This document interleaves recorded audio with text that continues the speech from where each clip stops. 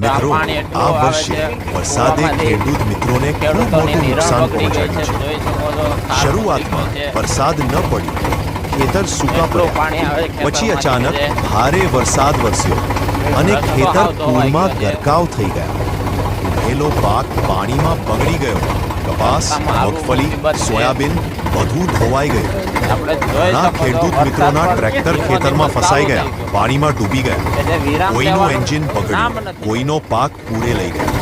જમીન પણ થાકી ગઈ છે, પાણીના ભારથી માટીનું પોષણ ખતમ થઈ ગયું। હવે ફરી જમીન તૈયાર કરવી એ મોટો ખર્ચો છે। ખેડૂતના ચહેરા પર ચિંતા દેખાય છે, પણ દિલમાં હિંમત જીવંત છે। ખેડૂત ક્યારે હારતો નથી, એ વરસાદ સામે પણ લડે છે અને તડકામાં પણ ખેતર બચાવે છે।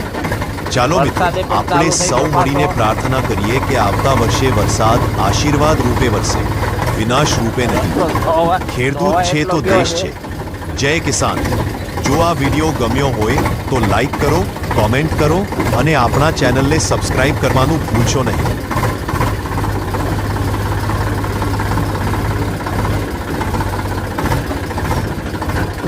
નદી હાલતી હોય એવું પાણી રસ્તામાં છે।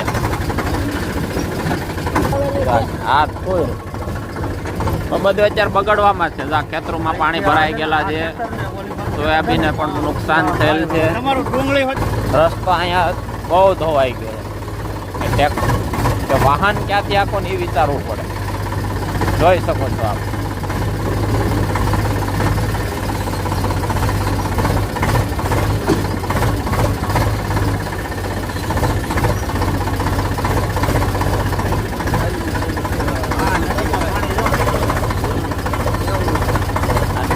નેવડા પડી ગયા, નેવડા રસ્તા આખો ધોવાઈ ગયો।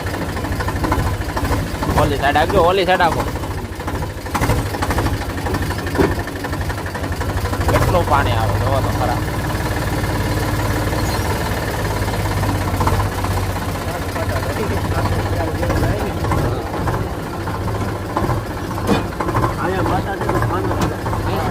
અહીંયા માતાજીનું સ્થાનક છે, બેરાડી જૂનો કહેવાય છે, ખોડિયાર માતાજીનું સ્થાન।